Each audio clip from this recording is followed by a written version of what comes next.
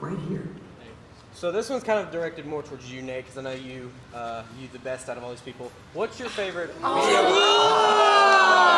Not wrong.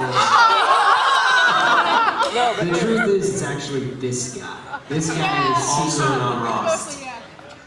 But what's your favorite video game-based song that you've written? Because those tend to be my favorite. I know I love Sandcastle Kingdoms, but that one, those kind of tend to be my favorite, like Dead Silence, some of those songs. video game based. Man, there's been so many. Ooh.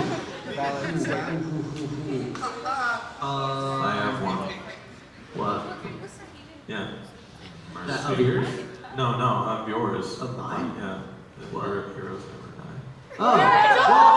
Well, I will say Heroes Never Die is not directly game related. It's more just a fun song that has a couple like little references here and there.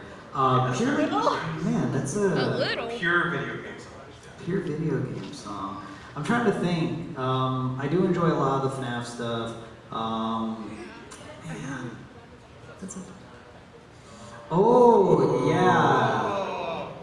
You know what's funny is I kind of forget I made an album about Zelda, but then that was a weird project because that was like a 3-year process that kept getting just stunted and stopped and halted. So it was one of those things where once it was done, I was just like, okay, it's done, it's great. But I listen back, I'm really happy. I think well, definitely off that album, I think Hands of a Thief, the Shadow Temple song, was a super fun one. With fun story about that song. I almost didn't do that song because I had the whole album written. I'm like, all right, we got all the temples, we got the intro, blah, blah, blah. And then someone's like, hey man, looking forward to Songs Times, really looking forward to what you're gonna do with Shadow Temple. And I looked at the track listing and went, shit. Don't have a Shadow Temple song. No! I was like ready to send that off to be printed. I was just like, oh my god, I don't have one. So I'm just like, I listened to Shadow Temple song, the actual like backing track, and it had like the bongos, it had like the creepy like low chorus vocals, and I'm just like, this could transition into like some gent stuff really cool. And that ended up being like one of my favorites. It was so much fun to do. And then obviously this guy's vocals on it are super rad as well. So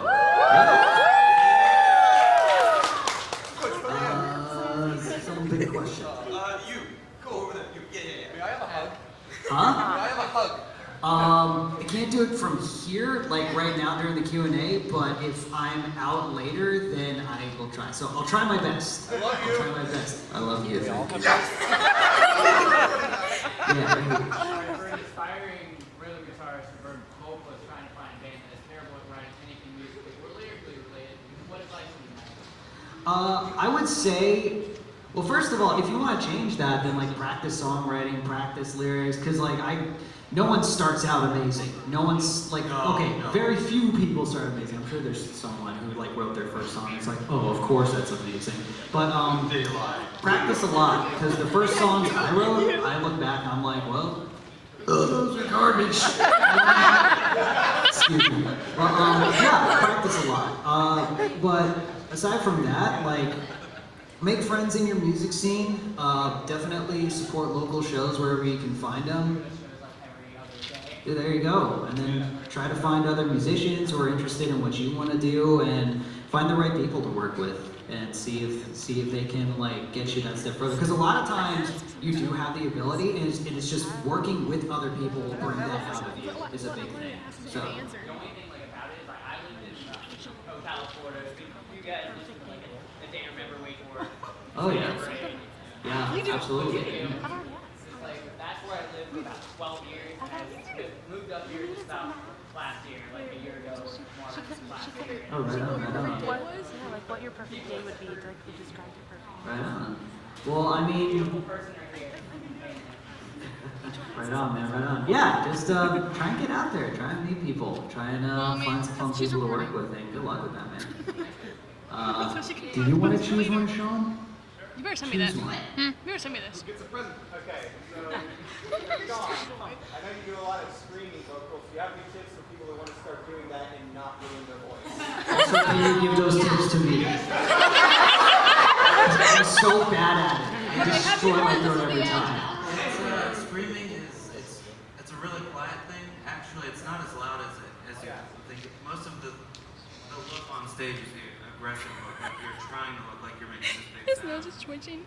Otherwise, it's just like it's pretty much that quiet. I mean, it's just do whatever feels and sounds good to you without hurting your throat, as fake as that is, and you'll find it. Just be quiet about it, and it'll work. Also, to that, I do know that it works. The same weird vocal warm-ups you do for singing, like the weird lip trills and like the buzz and stuff like that, that also applies to screaming as well. It helps in both senses because it gets you to push your voice out of the proper area. So it might not make the same sound you make normally, but it does help protecting. Like I can tell you, especially the past couple nights, yesterday we played the Social in Orlando, and the night before we opened for Ninja Sex Party and Star Bomb and Tupperware Remix Party, which was a super fun show. But there was a lot going on beforehand, and I didn't have as much time to warm up as I normally do. And then I went on stage, and we played like a set that's normally half as long as we normally played, and my voice went out like 4 times faster than it normally does. So like warming up is so important. People think it's like, oh, it just helps a little. It's like, no, it makes a world of difference. Because then the next day, I warmed up as long as I needed to, and then we went out and we played our full set, and I was totally fine after. So yeah, it's literally stretching. It's a muscle you should treat accordingly. So, for sure. Let's go over here, right up front, right here. Okay. Describe your perfect day. Perfect day. Yeah. Sleeping until the next day.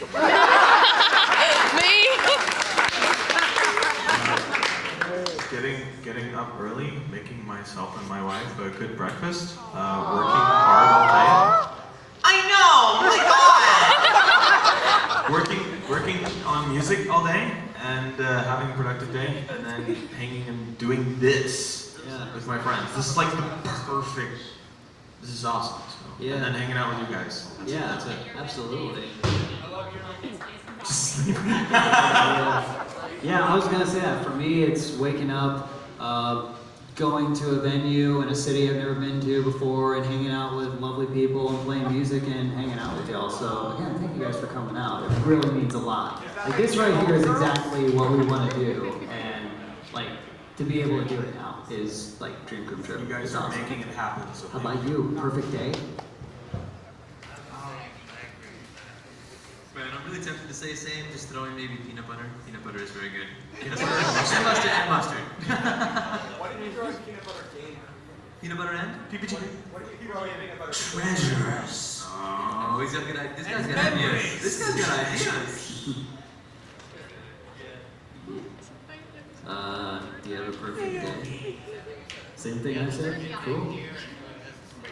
Okay. Glasses right here. Alright. So you guys are some of my best heroes. Look up to you a lot. Do you Thank you. have any advice for like anybody here who wants to be like you guys?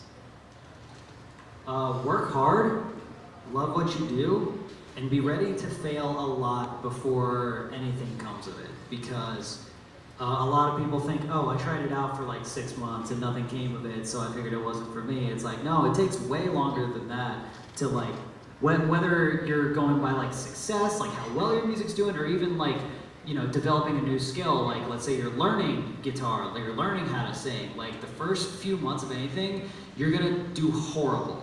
You're gonna be awful, and that's okay, because everybody starts at 0. It's a matter of having the perseverance to like keep pushing yourself, even when it seems like you're not getting better. So sometimes if you just stick with it for a while, you feel like you're not getting better, but you look back on where you started, you'll realize like you really did. And that's another thing, is like if you're learning an instrument, like document it. Film yourself the first day you've played, and then film yourself if you've been practicing like every month, and then even if you're just like, oh, I'm doing horribly, look back on when you started, and you'll be like, oh, it is getting better. So that's what I say. That's my long way. Thanks, Dad.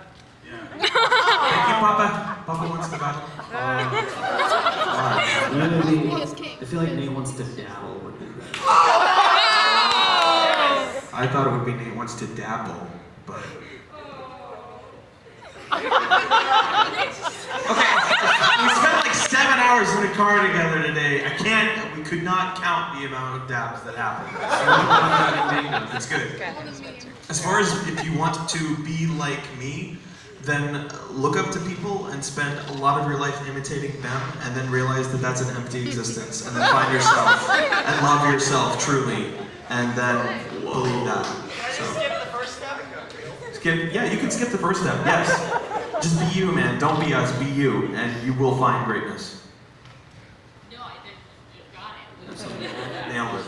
Cool. All right, take a question, man. My wife actually has a question. Yes. Awesome. Okay, so I heard that season 2 for Luck and Logic just got confirmed. They just haven't announced when it's going to be released. Mhm. Are you hoping to reprise your role as Yoshida? I would love to come back for season 2. I haven't heard anything, but I mean, when I'm allowed to say something, I will. But yeah, even before it was announced, I saw season 2 was confirmed. I'm just like, oh my god, I hope season 1 does well. I wanna go back. Nana Pony, has everyone ever told you to look like Chris Pratt, kind of? A couple people have said that before. He's a very handsome man, so thank you. He is. Appreciate that. Right, sure.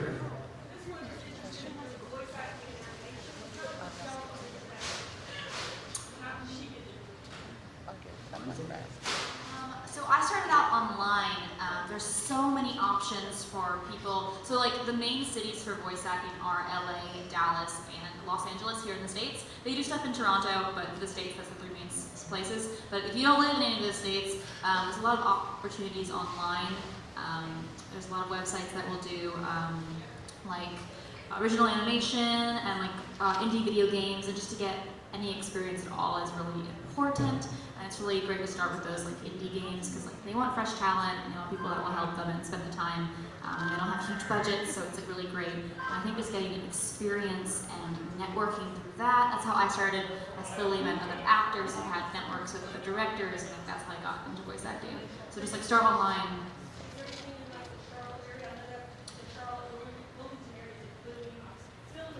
Yeah, there will be a lot of like commercial work, but not everyone has the voice for that.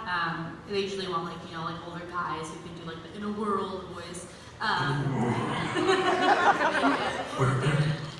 But even for those roles, you need experience. You need to get a demo, and this can be expensive. If you definitely don't want to spend the money until you're ready.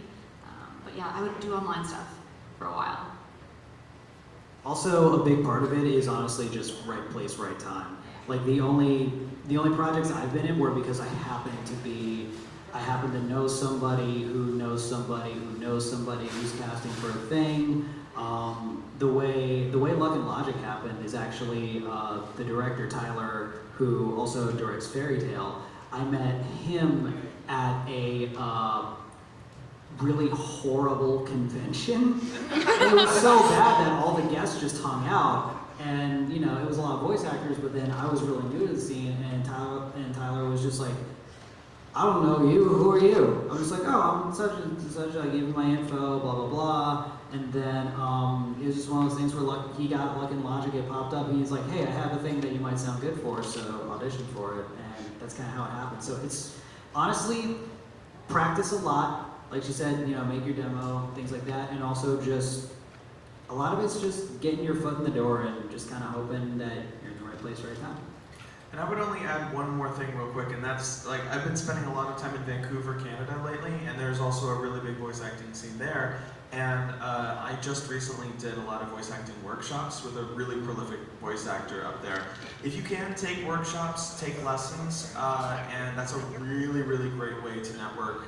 Also for like theater or acting, anything you want to do lessons, singing is a really, really great way to do it, and it never hurts. I can't imagine there wouldn't be. There's voice actors like Kristen Freeman and like Tony Oliver who do online classes as well. They're a little bit more expensive, but you can do like a Skype call. You don't have to fly to LA to do it. It's pretty great. We have time for one more, so it's got to be absolutely amazing. It's going to be a great one. I see pointing, so I'm someone else pick. I can't do it. Someone else. I don't want the pressure. This one jumping. You jump for it, so you get it. Okay, so why did you decide to put your music on YouTube? I was bored. Honestly, just because, like, well, that's a place to put it. Why not? It's very, at least to me, it was very much a why not thing. Why not like SoundCloud or something? Why YouTube? Well, when I started uploading music, SoundCloud wasn't really a thing. Like when I started uploading music, like it was during like the MySpace era. And like, I've been around, dude. Yeah. I've been around. For a while, MySpace said, we're still here. Yeah. Oh yeah. Yeah, I was on MySpace before they let you pick your top 8. That's how like OG. Like when they limited you to the 4 tracks, like that was all you could put on. Yeah, exactly. But then when I started doing YouTube, it was one of those things where it's just like there was always the big social network to post your stuff, and at the time it was YouTube. So I'm just like, okay, YouTube it is. So that's that. Yeah, I started in 2006, and so that was like the only thing. And 2006 is when like YouTube was popping, like everyone was uploading. So I was like, this looks like fun. Let's do this. I never thought anyone would actually watch it. Just kind of like, we did this thing. But then slowly, like 10 views and then 100 views, and you're like, oh no. But yeah, so thanks for hanging out, guys. If it's cool with you guys, are you down to be in a selfie with all of us? Let's do this! We're in the front, so we're gonna be in it. I know. I'm gonna have to ask. I know. Like you didn't even have to ask.